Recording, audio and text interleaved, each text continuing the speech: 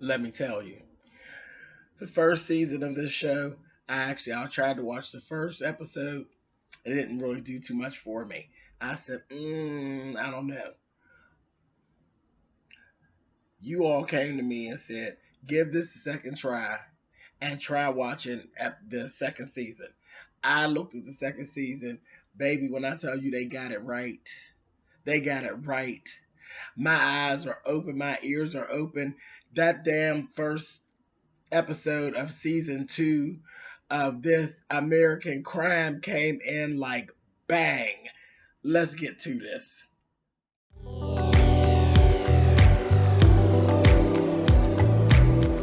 And I'm like, come on through, Cookie. I want to pull my soapbox. That's basically. Let's talk about drag and all its forms.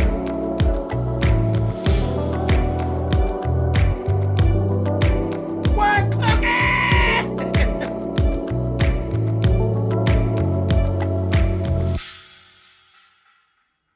Okay, you guys. This is American Crime, Season 2, Episode 1. This was some good shit here. It really, really was. It was good. It was very, very interesting, and the acting was good, and I see why they got awards now. And I think I've cheated myself. I really, literally think I'm going to have to go back and watch Season 1. But the one good thing I think about this is it's the way that it's set up is set up kind of like American Horror Story. So we got some of the same actors, but they're playing different characters. So it doesn't, season one doesn't have anything to do with season two. So, and I love that about American Horror Story, that we got the same actors and they're good, and you know they're good, and you know what to expect from them, but they're playing different characters. Bam, I'm all in. I am all in. Okay, so first we have Taylor. Taylor is, he's pretty much he's a little Caucasian boy who his mother pretty much struggles to make ends meet, and he actually goes to a private school, and she's doing what she needs to do to make it happen. She trying to build a future for her child. Leland School is what the name of the school is, and it is predominantly white, upper class, privileged children at this school. Okay, so we got Taylor. Taylor's he's unpopular, and again, he doesn't have the money that the other students have, so you know where the shade goes. Okay, so he's not popular, doesn't have a lot of friends. He has a friend that we meet later. Her name is Evie. She's an underprivileged Hispanic girl, and like literally her mother. I think her mother seems to have some type of a terminal illness because she's actually on an IV um, and then oxygen in the home. And when she came in, they showed her coming to her house. She actually came in and was giving her dad a back massage because he seemed like he was just all fucking stressed out. So she has some things going on of her own, but she is Taylor's friend, okay, and she doesn't go to Leland. Okay, she doesn't go to Leland. Now, when we first come in, we see Taylor. He's at a basketball practice. It's basketball practice, and the boys are playing and everything. And I noticed right away Taylor's gay. Okay, it's not a thing where I don't think he's come out or anything, and he may still be struggling with it. But I clocked it right away. The little boy who plays this character is an excellent actor. I'll just tell you that. Excellent actor. But he seems to have that whole awkward thing going on. He knows what's going on, and maybe Evie might know what's going on, but they didn't really say. But he's gay, okay? Because he was sitting up on the bleachers, crushing on this one little guy that's in the basketball team, and he's a fucking klutz. This kid is a klutz. I don't know why he's on the basketball team, but he is an absolute klutz. But good old Taylor is crushing on him. He's actually looking at pictures of him in his phone and watching him rub it. I said, child, you better go on at him. He is literally crushing on him. So I'm like, okay. So we see him, doing that. Then the next thing you know, they're playing and everything. Then we meet another character. His name is Kevin. Kevin is a black student who is he looks to be one of the stars of the basketball team. Okay, so they lean on him. He's real good and all of that.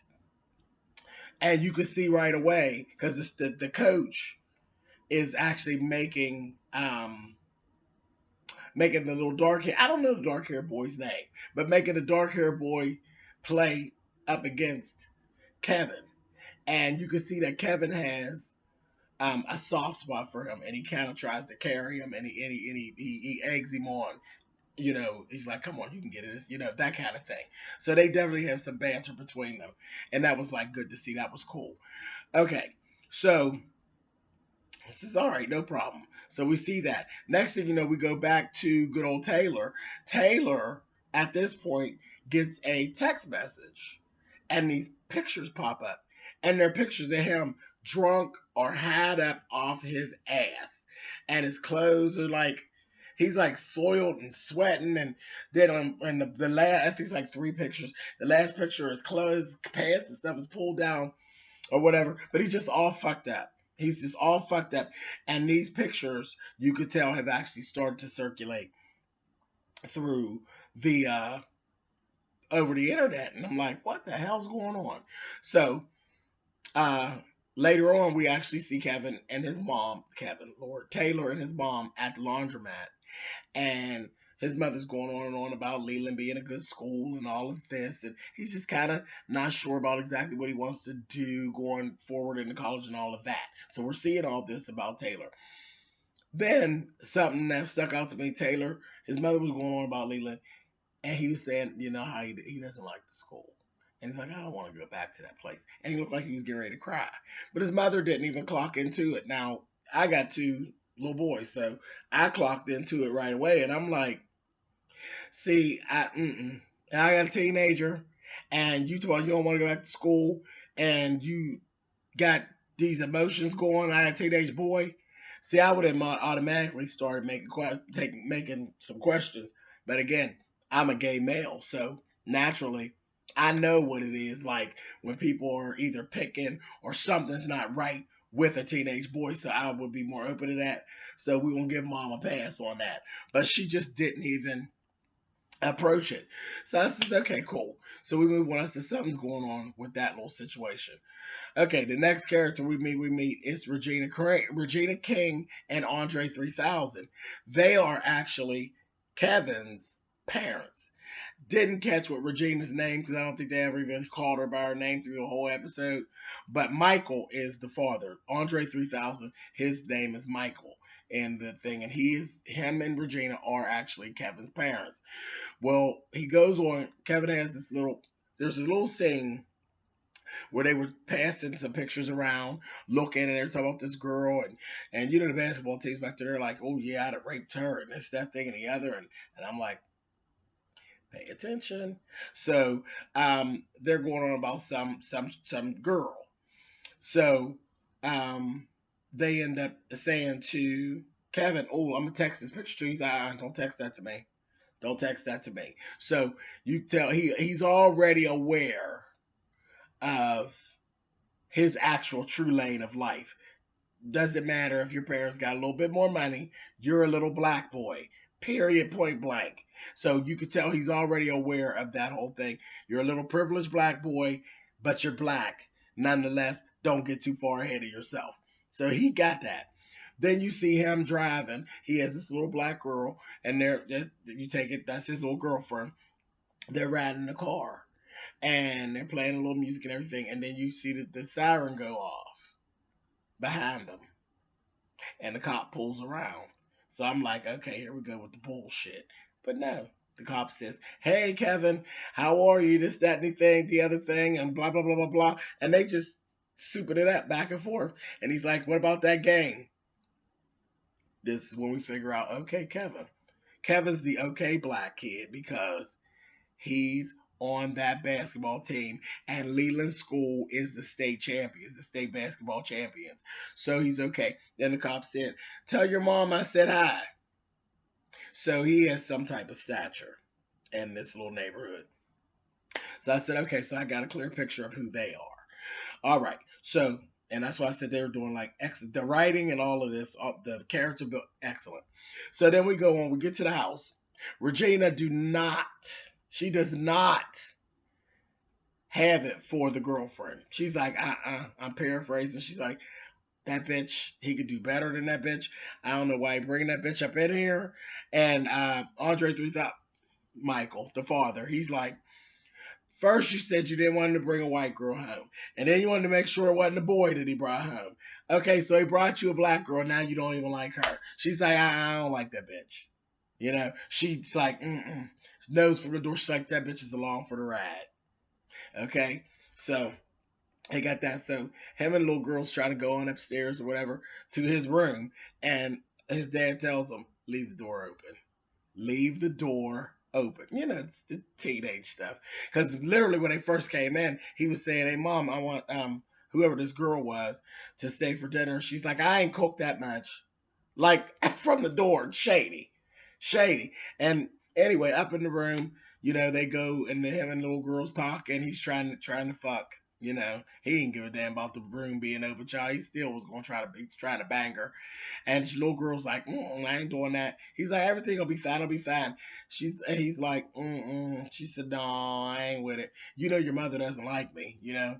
So everybody's kind of knows what's going on. So first I was saying, poor little thing being accused of being a gold digger, and she probably even it really isn't. You know, his mother's just being too overprotective. Then I start seeing her in the room, and she's going through his watches. I would look at this, putting it on and on. I said, okay, let's see what Regina don't like your funky ass. All right. So I said, so I'll be keeping my eye on her because she seems a little shady. So he's going on. Well, the little girl's like, you're not fucking me, period. I'm not doing that. So she like ends up getting an attitude. And I said, maybe I was wrong about her because then she takes the watch off and throws the watch at me. And she's like, I'm leaving. He gonna say, I just drove out here. I'm not driving you back. She's like, I'll just catch an Uber. I'm out of here. And his little arrogant black ass literally did not get up off that bed. She ran on out of there, left, went on down them steps and left. He never got the fuck up and went out that room. He's like, fuck her. Call some more pussy over. Ain't no big deal. So right away I said, know about you, little Kevin, and you a little arrogant. But that all comes with territory. So okay, cool. So we got that down. So the next day we're in school. They come and get Taylor out of class. Here his mother's there. He's being dragged into the dean's office, and they're just talking. And the mother's like, well, wait a minute, hold on. Well, what's going on? He's being suspended for 3 weeks. Because of the pictures. And what the mother saying, we can't show you the pictures. Taylor will have to show you the pictures himself. We're not going to do that. We can't do that. But the fact that they were saying, you know, about the reputation of the school, this, that, thing, and the other, he was in violation. He was being suspended for 3 weeks. So his mother's absolutely pissed. They come out of the school, and she's just fussing. She's doing the parent thing. She's fussing. And she's like, get in the car. And he's like, looking, and he doesn't get in the car. And she said, Kevin, why do I want to keep calling him Kevin? Taylor, get in the car. He looks at her, and then he runs off. And she's like, what in the hell? And I'm like, lady, hello? Something the fuck is wrong with your kid. So I'm like ready to choke her fucking ass. Because, like, what? I mean, really, because you could tell that these are strange behaviors for him. Bitch, there's something wrong with your motherfucking son. And you need to be talking to your son. So I'm like ready to wring her goddamn neck. I said, oh, this shit is good. This is some good shit here. So, that's when you know the show is good. When you already have some anxiety and some feelings going on with yourself. Just watch it. The acting, they're good. I'm telling you, they're good. Moving on. Felicity Huffman, who y'all know, well, y'all don't know this, but I love Felicity Huffman, okay, all the way from back at Wisteria Lane, I was loving Felicity Huffman. Okay, so she's the headmaster of Leland, okay? So we end up, at this point, the little boy doesn't talk to his mother. He won't talk to her. Taylor, he just has really nothing to say to his mother about the situation. His mother goes and contacts Evie. Evie meets her at a diner, and she's explaining to her about this party that they went to and how it was the basketball team's party. Kevin is the one who invited Taylor. So I think we're supposed to remember that. They didn't say anything, but I think that we need to be remembering that. So put that up there, y'all. Kevin is the one who actually invited Taylor. Okay. So they invited him to this party, and then they end up getting separated. And Evie was saying how the girls, they were all bitches and they were all looking down their nose at her because her clothes wasn't fine and all of this. And she was really having a bad time. But in the meantime, in between time, she had been separated out from Taylor. Taylor went on off with the team members of the basketball team. And she said after she had had enough of them bitches, she ended up going to find Taylor and telling him, I'm ready to go. Fuck this bullshit. So you could tell right away that the relationship between Taylor and Evie ain't no girlfriend boyfriend shit. But I think that's kind of like what Taylor's mother would like it to be. But you could tell right away, child, she's his good girlfriend. That's his good Judy, baby. So anyway, so she goes to get him to tell him she's ready to go. Well, when she gets to where he's at, he's fucked up. He's fucked up. And she said they were literally all just standing around, the basketball team all standing around, and they're looking at him and taking these pictures. And then one of the basketball team members, she didn't say which one, ends up taking them, putting them into a car, and then drops them off at Taylor's house. And she was saying, the mother was saying, well, why didn't you all call me? You all should have called me, And you can tell right away she does a lot of working. Like she works and stuff. I told you she's breaking her back trying to make these bills. So Evie's like, I'm sorry, I don't know why we didn't do it, And then the mother chastises her, telling her, you two both should be ashamed of yourself. This, that, thing, and the other. That it was a stupid mistake and this was a dumb decision. Evie got up and kind of got mad and she stormed on out. So you're like, okay. Now, something else that happened. At school, there was this one little blonde girl, and she's over there twerking and being a hot tramp over by one of the basketball players. And she's just twerking and working her little stinking ass. And the coach comes out and he takes his phone and videotapes her. So I said, what the fuck is going on? And then you see that later on, you meet her mother. And her mother has what was videoed of her twerking by the boy, and her mother chastises her about it, and then she gets mad at the mother and the coach because the coach is the boyfriend. I don't think because they didn't make it very clear. I believe he's the boyfriend. I don't believe he's that girl's dad nor that woman's husband. I think that they're just that he dates, because she referred to him as his mom and stuff, but the relationship wasn't. It looked more like he was the boyfriend. So anyway, so that's where we see him, and I was kind of looking. I said, okay, what's up with that? So all of that went on. So later on, Taylor's mother finally gets the time to sit down and really talk to Taylor. That is actually after there's a scene where there was actually a basketball game, and at the game, we get to see again the little dark-haired boy and Kevin. There was a whole thing. Of course, he's being all klutzy on the field while they're playing. There's a game shot that needs to be made. Kevin has a clear shot, like a clear three-pointer that he can do it. Of course, he can do it. But the little klutz boy is over there, and he's open. So Kevin throws the ball to him, and the little boy throws, and he makes the shot, and it wins the game. Now, the thing is, again, he threw a bone at him. And he's very supportive of this little dark-haired child. Regina King was pissed. She's saying, that was your shot. That shot, she's really all caught up. And then she's like, yeah, she's the basketball mom is what the fuck she is. And she's like, that was your shot. This, that, thing, and the other. Why would you give the shine to him? And Kevin's just back there kind of quiet.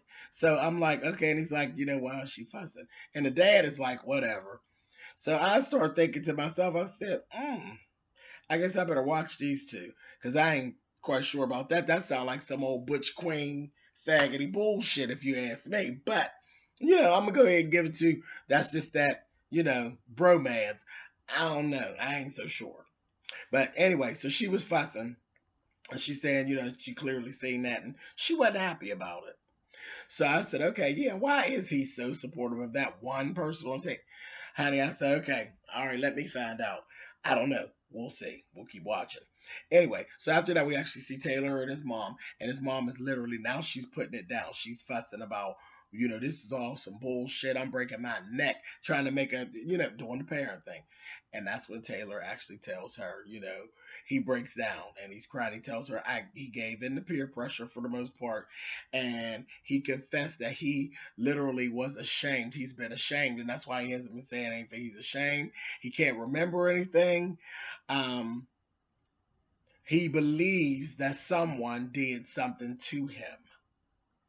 And his mother finally shut up and she started paying attention and listening, that he felt like he had been violated and violated sexually. He didn't actually say that in that scene, but I kind of picked it up. So, like I said, the acting was stellar. Child, you know me. The waterworks had started. Child, my eyes was just swelled up, Patty, at that point. I said, God damn it. But I said, yeah, if I had another scene with that mother and she ain't pick up on it, I'd be ready to choke that bitch. But yeah, she picked up on it. Next thing we see, baby, the mother became one of my good friends, honey. She ends up being at the school. They pulls the headmaster and the Dean Hanson, and she got them in the room and she tells them, honey, listen, my son has been sexually assaulted. Now what the fuck is y'all gonna do? Paraphrasing. And so she's, given as much of the details as she knows, because Kevin ain't gave her everything. So she's Taylor hasn't given her everything. So at this whole time, the headmaster, Felicity Huffman, she's taking notes. And she's listening to what she's saying, and she's taking these notes.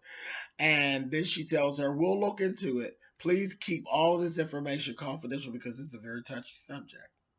Then she had her sign it and had the dean sign it as a witness. And she told her this is just evidence that we have actually had this conversation. So I thought that was really strange, but I said, no, they got to cover their back. So I was like, okay. But I was like, all right. Then she literally, the next thing you see Felicity Huffman go and she's actually talking to Coach Dan. And he pissed me right off because he didn't even hear her out. He immediately started denying that anything happened. And she never even told him what the accusations were. She just said there were accusations that something had happened to this kid. And she's saying, I know your parties, the little parties get wild and this, that, thing, and the other.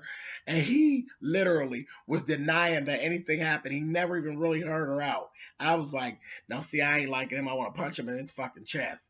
So that was that. She said, I want you to talk to the players and see if anybody says anything. Just see, don't go accuse them. I'm not accusing them of anything.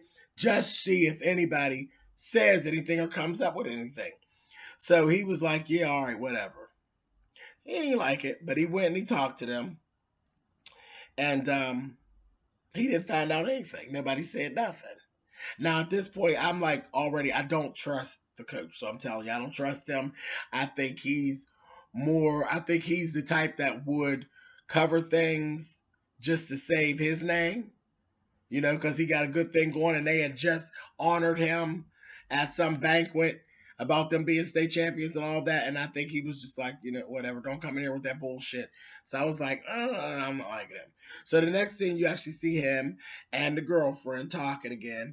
And her mother automatically says some stuff about, he was saying he didn't like having to be the one to talk to the team. He felt like he was accusing them of something, and he really doesn't think that they did anything. He just didn't like being put in that position. Well, hello, welcome to being a teacher and raising kids, you motherfucker. You don't like to be the bearer of bad news. You don't like to be the one that has to lower the boom, but that's your job as a parent. And if you're somebody that works with kids, you got to do what you got to do. So fuck you. Pay attention. Do what you got to do. He's pissed me off. I don't like him. So anyway, the girl that he dates, she said the little girl's name is Rebecca. Her mother says, you know what? I don't want Rebecca at those parties. So there's obviously been other times when things have gone on at these parties that just ain't talking about. They're like frat parties, basically, and everybody know that's bad news. So, yeah, the mother, she starts, she said, do you remember when we were young? She said, when I was young, honey, we used to walk by the boys and everything just to see if we can get them hard and stuff. She said, I know what goes on. And she was like, you need to talk to her.